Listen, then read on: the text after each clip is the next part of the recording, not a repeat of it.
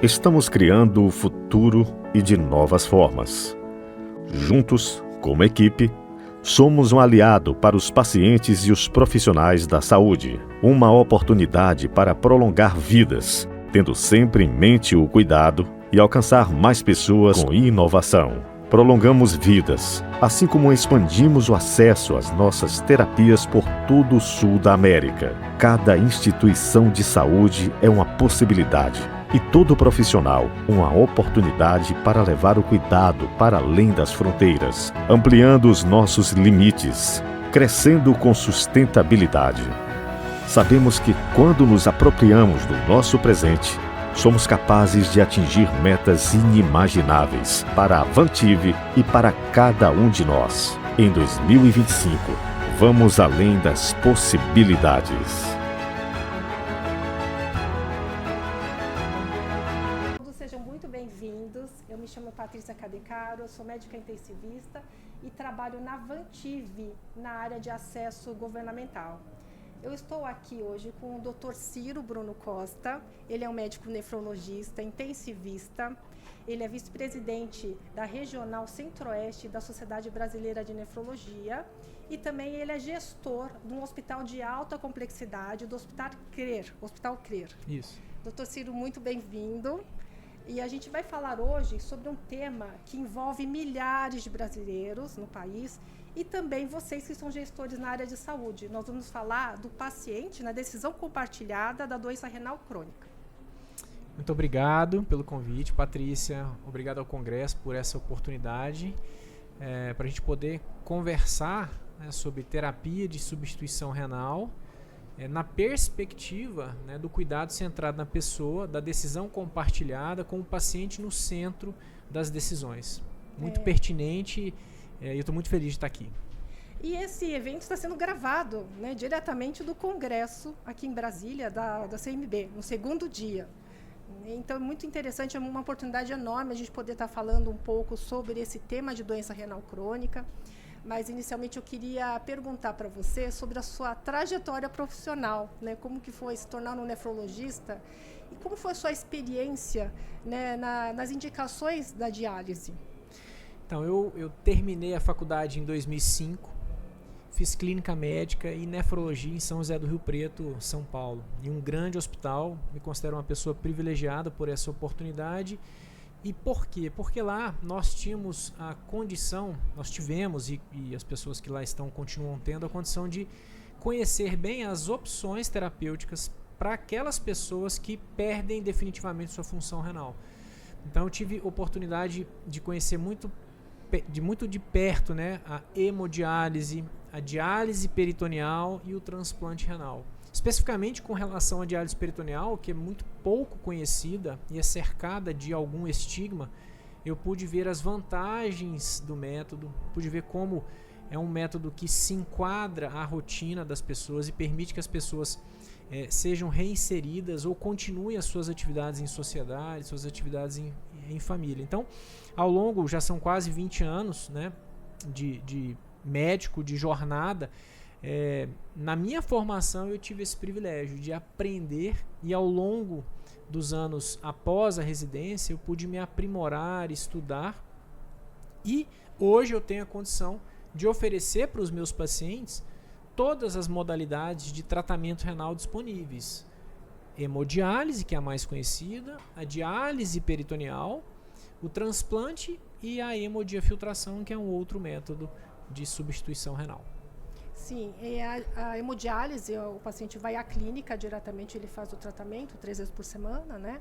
A diálise peritoneal é uma modalidade que é feita em casa. E o transplante renal, que é algo que eu fiquei sabendo recentemente, que não é um tratamento permanente, não é a cura, né? Você podia falar um pouquinho sobre isso? Isso. A melhor opção terapêutica para quem perde função renal é o transplante. Eu acho que isso é importante que seja dito. Entretanto, o transplante não é cura, é tratamento.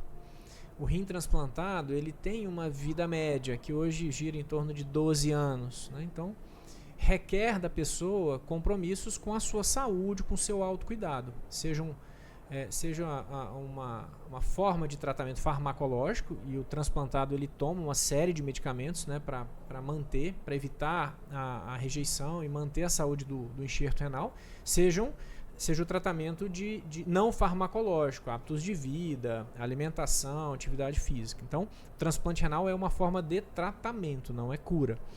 Com relação às modalidades de substituição renal, além do transplante, é isso que você comentou. A hemodiálise, ela é uma modalidade de tratamento que requer a necessidade do paciente ir à clínica de 3 a 6 vezes por semana, né?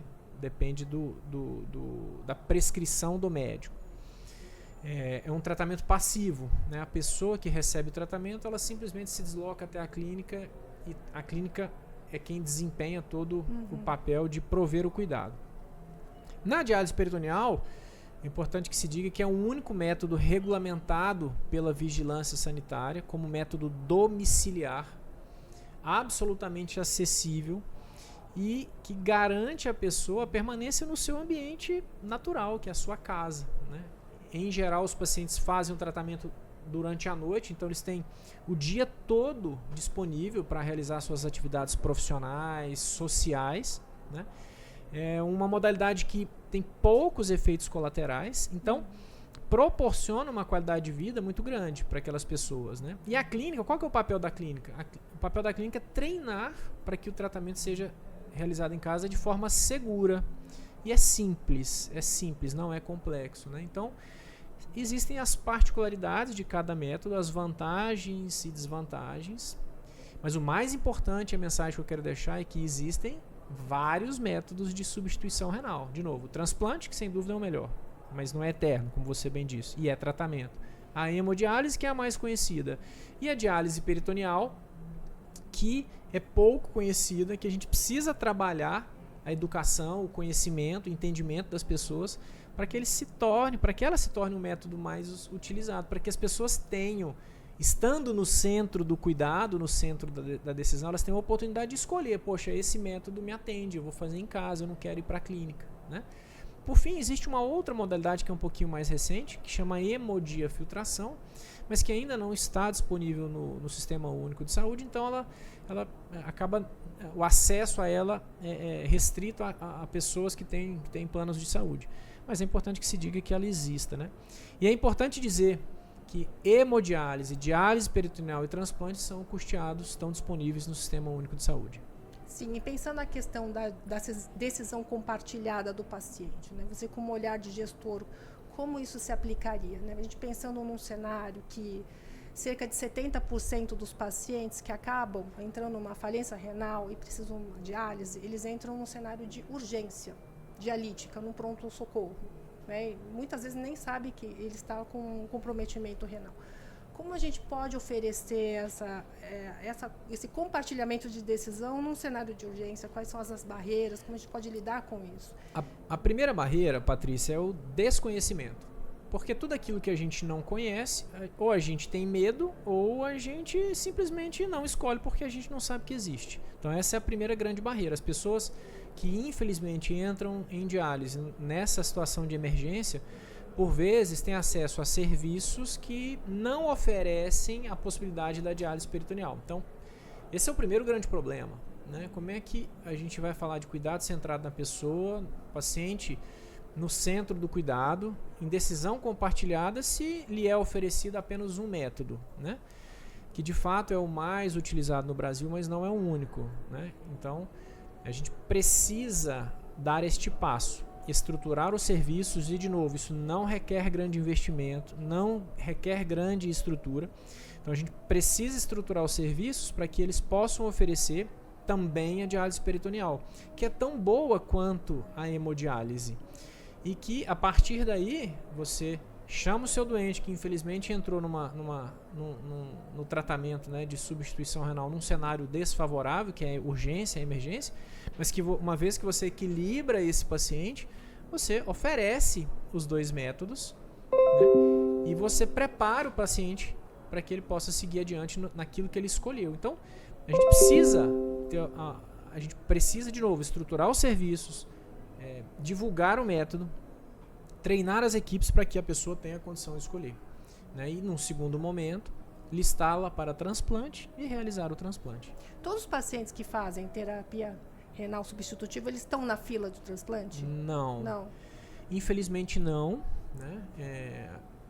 Nem todos os pacientes é oferecida essa oportunidade, mas é um direito, né? Está na lei, está na regulamentação dos serviços de diálise, que em até 3 meses a clínica tem que prover o recurso para que ele seja encaminhado para um centro transplantador e que ele então seja preparado e listado para transplante. Obviamente que algumas pessoas não têm condição clínica de transplantar, mas todas as pessoas que estão em diálise, né, e que têm condição clínica, em até 3 meses tem que ser encaminhados para um centro de transplante. Certo. E no país, né, a gente vê um cenário, por exemplo, do Censo Brasileiro de Diálise, que é o documento oficial da especialidade, sobre o cenário da diálise no país, né, que reflete que em torno de 88% dos pacientes que fazem diálise estão em hemodiálise e em torno de 5,6% apenas para diálise peritoneal, né? E o governo, o Ministério da Saúde, anunciou, inclusive no ano passado, né, uma política de expansão da diálise peritoneal domiciliar em 10% para esse ano e 20% para o ano que vem. E a ideia também seria de como quebrar alguns paradigmas, porque muitos pacientes que acabam entrando na diálise peritoneal acabam sendo um paciente que tem falha de acesso, né, que é denominado como seleção negativa, e a ideia é quebrar este padrão de uma indicação de primeira escolha. Assim, queria que você falasse um pouquinho sobre isso e do cenário do Brasil, comparado, por exemplo, com Hong Kong, que tem referências, né, importantes, o seu serviço, Botucatu, referência também na diálise peritoneal. Isso, acho que o primeiro ponto é que essa não é uma iniciativa só do governo brasileiro, né, do Estado brasileiro. Os países ricos já entenderam que é importante aumentar o número de pessoas se tratando em casa. Existem benefícios óbvios por isso. A própria questão da socialização, adaptação, segurança. Segurança, sim. Clínicas, hospitais, né, infelizmente, não são ambientes perfeitos, né? Acontecem eventos adversos que, por vezes, não aconteceriam se o paciente estivesse em casa. Então, o tratamento domiciliar ele reúne inúmeras vantagens, né? E existem políticas de saúde para que a diálise peritoneal seja a primeira escolha. Isso também traz uma série de vantagens. A primeira delas, e a mais discutida, é que a função renal residual ela é preservada por mais tempo, né? Isso quer dizer que o paciente permanece urinando. Isso, né? Em outras palavras, ele permanece urinando mais tempo, né? A diálise peritoneal permite, tem essa vantagem, né? Então, a gente precisa aumentar a oferta. Hoje o Brasil tem 5%, como você bem disse, de pacientes em diálise peritoneal. O número que a gente entende como adequado, uma meta a ser alcançada, é algo em torno de 20%, mas se for 30%, ótimo, se for 40%, melhor ainda. E o primeiro passo é educar as pessoas, informar as pessoas, estruturar uma rede que possa captar as pessoas que façam essa escolha, né? Treinar os profissionais de saúde, porque infelizmente grande parte dos serviços, mesmo os de residência, hoje não preparam o médico, o enfermeiro para implantar, para conduzir um serviço de diálise peritoneal. E de novo, não é complexo, não é oneroso. Nós não estamos falando de algo extremamente caro, extremamente complexo do ponto de vista tecnológico. Claro que tem tecnologia envolvida, é seguro, mas é simples. Os pacientes, Patrícia, quando você apresenta o método, no primeiro momento eles têm receio. Poxa, mas eu vou tratar em casa, mas e se eu passar mal? Aí você fala, mas você não vai passar mal. Não passa mal, entendeu? E você vai ter o amparo da clínica 24 horas por dia e você vai ser treinado. Não, então vamos para o treinamento. E a hora que ele faz o treinamento, nossa, é simples. Claro que existem etapas que têm que ser cumpridas, né? Mas é simples. Lavar as mãos, ter uma superfície limpa, um quarto limpo, né?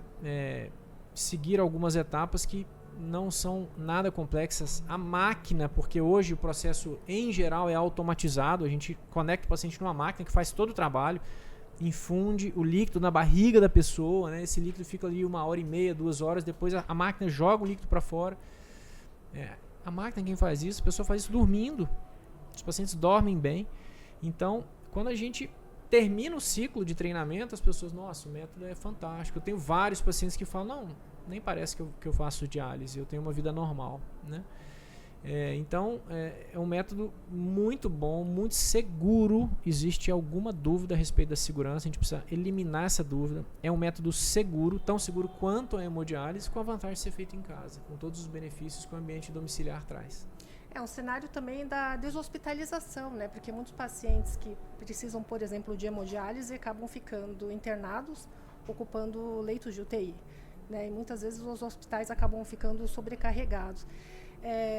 A questão, inclusive, de fila de esperas, né, nos pacientes, a gente não tem uma previsibilidade de gestão desses pacientes que são pacientes renais crônicos, né? Eu acho que do olhar do gestor, da sustentabilidade, da deshospitalização pode ser uma alternativa também. Sem dúvida, eu tenho certeza que hoje eu estou falando para dezenas de gestores das Santas Casas, que é uma rede importantíssima, né, de suporte no nosso país, que estão com centenas de pacientes internados aguardando uma vaga em uma clínica de hemodiálise. Saibam que se você tiver um nefrologista, um bom enfermeiro e você utilizar a sua estrutura de equipe multiprofissional, você pode resolver grande parte desse problema. Você monta um ambulatório de diálise peritoneal que requer um médico, um enfermeiro, né? Um amparo da equipe multi, assistente social, um cirurgião para implantar o catéter e você consegue deshospitalizar esse paciente. Então isso é muito mais barato. Olha só, um leito de UTI hoje vai custar entre R$ 2.500, R$ 3.000 reais, né? Por dia. Por dia, sim. Vamos falar que um paciente em diálise peritoneal ele vai custar R$ 4.000, R$ 5.000 reais por mês. Então, a solução está ao alcance das nossas mãos, né? É fácil? Claro que não. Mas também não é extremamente complexo. A gente precisa sentar, conversar, conhecer o método e estruturar a implantação, que, de novo, requer um médico, nefrologista, um médico que implante o catéter, um bom enfermeiro, porque é importante que se diga que a diálise peritoneal é fundamental o papel da enfermagem, e uma equipe multiprofissional que, em geral, os hospitais já têm, né, para poder amparar aquele paciente, aquele profissional. Então, é uma boa solução, não é a única, mas é uma grande solução para esse problema de pacientes internados aguardando vagas em clínicas de hemodiálise, sem dúvida nenhuma. E com relação à previsibilidade, infelizmente nos falta no Brasil uma linha de cuidado para tratamento da pessoa com doença renal crônica. E quando a gente fala de linha de cuidado, a gente fala de gerenciamento, né? Estratificação de risco, você conhecer a sua população. Então, se você implanta uma linha de cuidado e você sabe que você tem tantas vidas com doença renal crônica estadio 5, você consegue estimar qual vai ser a sua demanda de curto prazo para terapia de substituição renal, né? Planejamento. E aí você consegue planejar, né? Você evita a entrada do paciente num contexto de emergência e urgência. Você não vai consumir um leito de UTI, porque o paciente não vai ter mais emergência dialítica. O seu paciente vai entrar em diálise muito mais bem de saúde, preparado, e essa transição, quando ela é feita, ela é fantástica. É fantástica. Hoje, Patrícia, a gente pode começar a diálise uma vez por semana, 2 vezes por semana, 3 vezes por semana, não precisa ser todo dia mais, que é a diálise incremental. Isso permite o paciente, dá ao paciente a condição de se adaptar ao método, seja ele a diálise peritoneal, seja a hemodiálise. Então a gente tem soluções para resolver esse problema. A gente precisa sentar e conversar, e são soluções baratas do ponto de vista de saúde pública. Então, mais uma vez, eu chamo a atenção para vocês, gestores hospitalares, né, que estão com esse problema. A diálise peritoneal pode ser a solução de grande parte desse contingenciamento de pessoas que estão expostas, né, sob o risco de eventos adversos e ocupando leitos hospitalares, impedindo o acesso de outras pessoas, né, ao leito. E aí, pensando agora, doutor Ciro, em relação ao Brasil, né, nosso país que tem uma extensão continental, e olhando que 65% da estrutura das clínicas de diálise estão centralizadas na região sudeste e sul, né? Como ampliar, garantir acesso à diálise para a população em áreas remotas ou na região norte, nordeste, como a gente poderia assegurar isso? Então, a gente não vai conseguir montar a clínica de hemodiálise em locais remotos. Então, para esses locais, sem nenhuma dúvida, a diálise domiciliar é uma solução. E o único método regulamentado e o mais utilizado no mundo todo é a diálise peritoneal. Então, até para isso, a diálise peritoneal é uma boa solução. Claro, há desafios logísticos? Claro, você entregar a solução no equipamento em locais remotos é complexo. Mas como é que está hoje? A pessoa tem que se deslocar desses vazios assistenciais para a clínica de hemodiálise.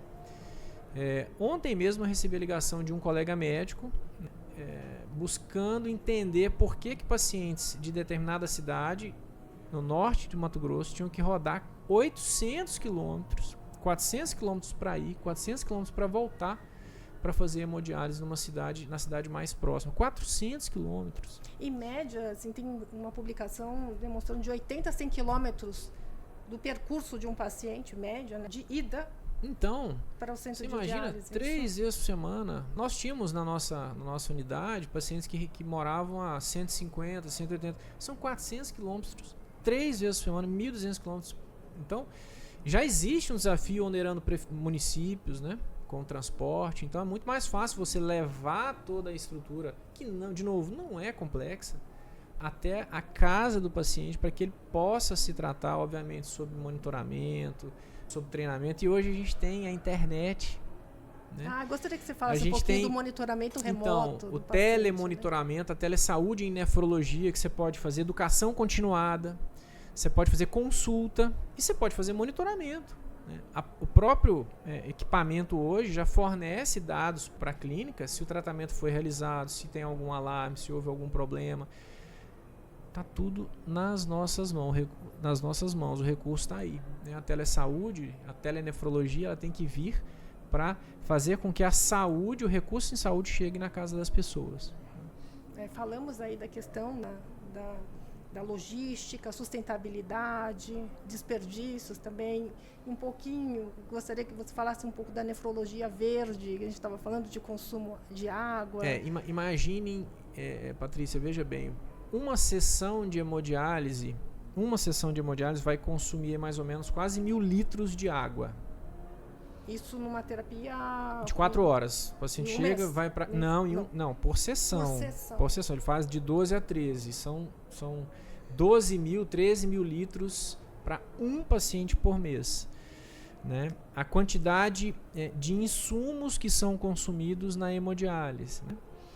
Então, a gente tem que... Essa é uma discussão que está muito viva, muito atual. Todos nós temos o compromisso de proteger o meio ambiente, de minimizar o consumo de recursos. E a diálise peritoneal também pode ser uma solução para essa dor, porque ela consome menos recursos naturais, menos insumos. Ela consome, é importante que se diga que ela consome, mas consome menos. Então, em torno de uns 400 litros por mês, em média. Isso, exatamente. Então, é uma diferença em termos de água muito grande, né? Em termos de insumo também. Então, acho que em termos de custo, que acaba que de alguma maneira vai se repercutir também em impacto ambiental, então ainda tem essa perspectiva. Então, quando você avalia a complexidade, a abrangência que o cuidado atual requer, então o que a gente está falando? Prover ao paciente a decisão de escolher. A preocupação ambiental, né? Previsibilidade baseada em dados, né? Na linha de cuidado, né? Baseada em dados que hoje nos faltam. Então temos aí alguns desafios, mas desafios que ao serem superados, né, sem dúvida nenhuma vão melhorar muito o nosso sistema de saúde. O ideal também seria uma ação preventiva na atenção primária, né, do paciente. Isso. Existe uma iniciativa hoje da Sociedade Internacional de Nefrologia que vai subsidiar o cuidado e suporte renal, né? E um dos pilares é a integração. Por quê? Porque a doença renal crônica, ela começa 5, 10, 15 anos antes do paciente chegar na diálise. E, em geral, essas pessoas nem sequer sabem, não têm um diagnóstico. Então, é importante que lá na atenção primária, né, os cuidadores, médicos, enfermeiros, entendam como é feito o diagnóstico, que é feito através de 2 exames muito simples e acessíveis, que é a dosagem da creatinina no sangue e o exame simples de urina. Não custam R$5. Então, se você nesse momento percebe, por exemplo, que há perda de proteína na urina, já é um fator de risco para a doença renal crônica. O médico da atenção, a equipe da atenção primária pode atuar sobre isso. Medicamentos baratos, né, tratam esse problema. Identificação de outros fatores de risco, obesidade, tabagismo, sedentarismo, hipertensão, diabetes. O nosso sistema de saúde, ele já provê cuidados, ele já tem linhas de cuidados para hipertenso e diabético. Por que não inserir a doença renal crônica nesse contexto? Então, esse é um dos pilares, né? Linkar toda a rede de assistência, que obviamente é escalonada, a depender do estadio da doença, o suporte é um, é outro, mas basicamente trabalhar sobre educação, conhecimento, direito de escolha, compartilhamento de decisão, até para aquelas pessoas que eventualmente decidem não fazer a terapia de substituição renal, e a gente tem que respeitar.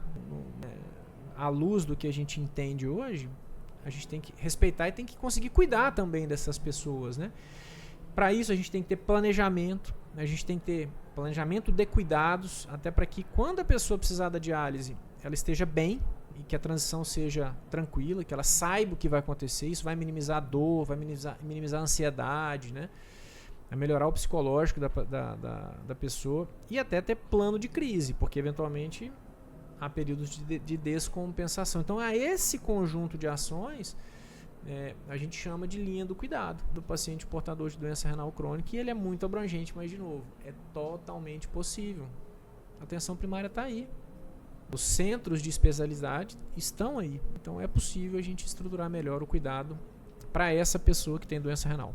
Incrível, até porque nós temos aqui a representação do Ministério da Saúde, lançaram o projeto Mais Especialistas, né? E a ideia é que possam envolver nefrologistas também nesse programa, não é mesmo? A Sociedade Brasileira de Nefrologia, né, a Sociedade de Nefrologistas, de profissionais que trabalham com doenças renais, enfermeiros, psicólogos, nutricionistas, a gente espera que, de fato, esse grande projeto saia do papel e vai beneficiar milhares de pessoas, porque, assim, por ano, se eu não estou enganado, são de 20 a 25 mil pessoas que começam a diálise. Só que, ao longo do trajeto da doença renal crônica, muito mais pessoas acabam falecendo porque infartam, porque tem derrame, por outras complicações que estão ligadas à doença renal crônica. Então, o potencial de beneficiar a sociedade é de milhões de pessoas, né? A doença renal crônica, ela comete 10% da população mundial. Ela é mais prevalente, ela é mais comum que o diabetes, por exemplo. Então, de fato, estruturar um programa que possibilite a prevenção da doença ou a lentificação da progressão é fantástico. É incrível como utilizar a modernidade, né? A tecnologia, a telesaúde, e a gestão de dados e a previsibilidade em prol da instituição, né, dos gestores. Eu gostei muito dessa conversa. Eu gostaria das palavras finais, se você puder falar para os nossos ouvintes e que estão participando aqui do nosso encontro. Então, eu quero agradecer a oportunidade, me colocar à disposição, né, para contribuir. Eu acho que a mensagem final são duas. Primeiro, que a gente precisa divulgar o conhecimento sobre hemodiálise, diálise peritoneal, transplante. E a segunda mensagem é que para tudo que vocês vão fazer de agora em diante, o paciente tem que ser ouvido. É ele no centro de cuidado. E a gente acaba se surpreendendo, sabe, Patrícia? Às vezes a gente imagina que o paciente tem uma demanda e a demanda que ele tem é muito mais simples. Isso facilita tudo. Então, vamos conhecer as modalidades de substituição renal, vamos trabalhar a prevenção, vamos montar a linha de cuidado e vamos deixar o paciente efetivamente no centro das decisões. Muito obrigada. Eu que agradeço. Obrigada a todos. Até a próxima.